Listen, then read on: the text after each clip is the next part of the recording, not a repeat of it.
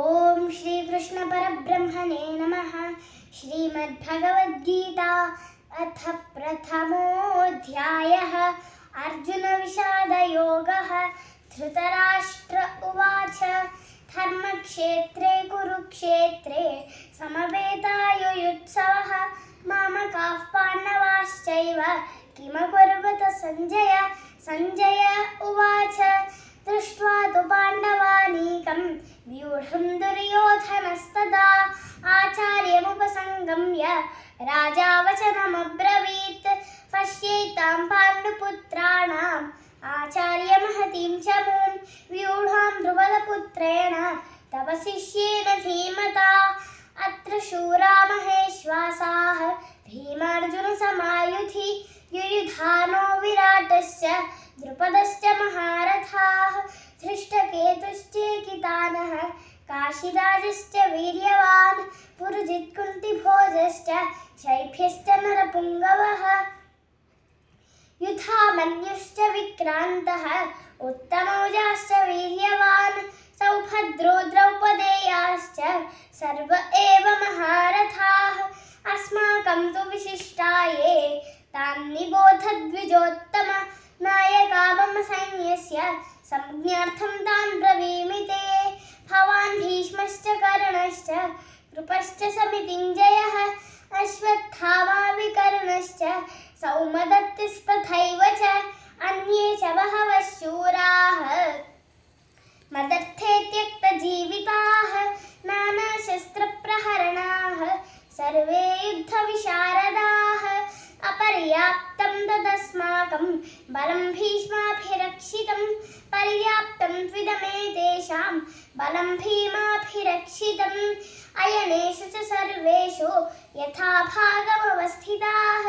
भीष्ममेवाभिरक्षन्तु भवन्तः सर्व एव हि तस्य संजमयं हर्षं कुरुवृद्धः पितामहः सिंहनादं विनद्योच्छैः शङ्खं दध्मौ प्रतापवान् ततः शङ्खाश्च भैर्यश्च पनवानकगोमुखाः सहसैवाभ्यहन्यन्त सशब्दस्तु मुलोऽभवत् ततः श्वेतैर्हयैर्युक्ते महति स्यन्धने स्थितौ माधवः पाण्डवश्चैव दिव्यौ शङ्खौ प्रदध्मतुः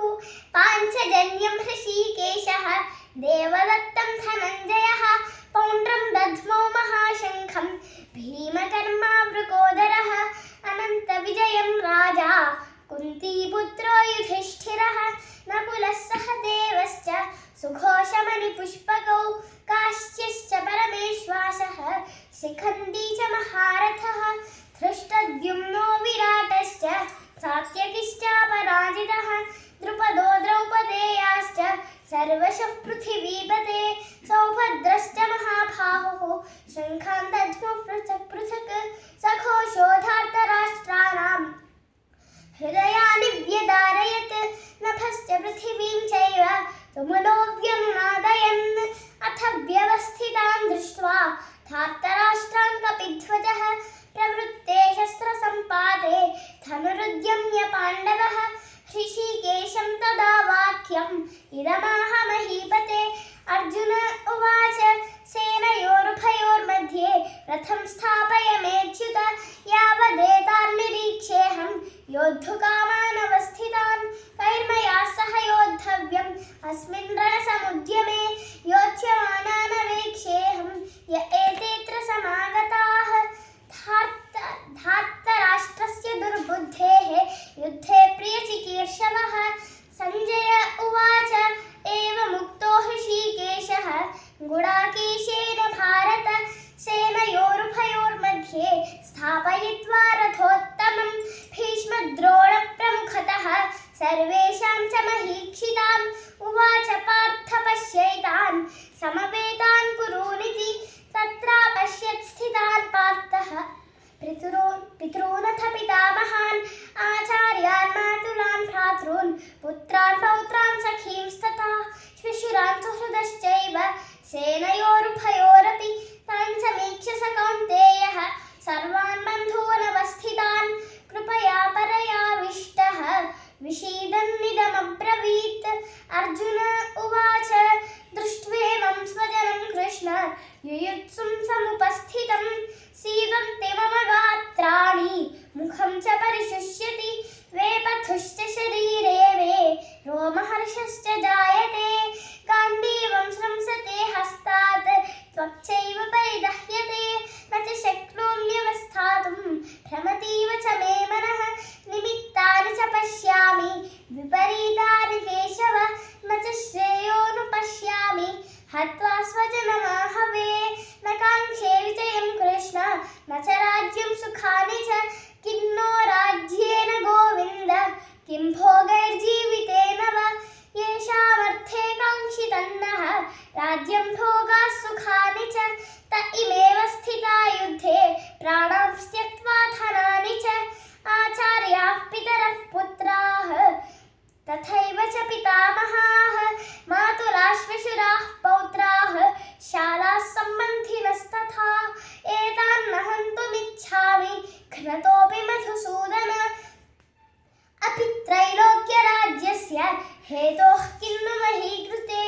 निहत्यथार्तराष्ट्रान्नः का प्रीतिः स्यात् जनार्दन पापमेवाश्रयेदस्मान् हत्वैतानाततायिनः तस्मान्नार्हा वयं हन्तुं धार्तराष्ट्रान् स्वबान्धवान् स्वजनं हि कथं हत्वा सुखिनः स्याम माधव यद्यप्येतेन पश्यन्ति लोभोपहत चेतसः कुलक्षयकृतं दोषं मित्रद्रोहे च पातकं कथं न ज्ञेयमस्माभिः पापादस्मान् निवर्तितुं कुलक्षयकृतं दोषं प्रपश्यद्भिर्जनार्दन कुलक्षये प्रणश्यन्ति कुलधर्माः सनातनाः धर्मे नष्टे कुलं कृत्स्नम् अधर्मोऽभिभवत्युत अधर्माभिभवात् कृष्ण प्रदुष्यन्ति कुलस्त्रियः स्त्रीषु दुष्टासु वार्ष्णेय जायते वर्णसङ्करः सङ्करो नरकायैव कुलघ्नानां कुलस्य च पतन्ति पितरो ह्येषां लुप्तपिण्डोदकक्रियाः दोषैरेतैः कुलघ्नानां वर्णसङ्करकारकैः उत्साद्यन्ते जातिधर्माः कुलधर्माश्च शाश्वताः उत्सन्नकुलधर्माणां मनुष्याणां जनार्दन नरके नियतं वासः भवतीत्यं शुश्रुम अहो बत महत्पापं कर्तुं व्यवसिता वयं यद्राज्यसुखलोभेन हन्तुं स्वजनमुद्यताः यदि मामप्रतीकारम् अशस्त्रं शस्त्रपाणयः धार्तराष्ट्रारणे हन्युः तन्मे क्षेमतरं भवेत् सञ्जय उवाच एवमुक्त्वार्जुनः सङ्ख्ये रथोपस्थ उपाविशत् विसृज्य सशरं चापं शोकसंविघ्नमानसः ॐ तत्सदिति श्रीमद्भगवद्गीतासु उपनिषत्सु ब्रह्मविद्यायां योगशास्त्रे श्रीकृष्णार्जुनसंवादे अर्जुनविषादयोगो नाम प्रथमोऽध्यायः सर्वधर्मान् परित्यज्य मामेकं शरणं व्रज अहं त्वा सर्वपापेभ्यः मोक्षयिष्यामि मा शुचः।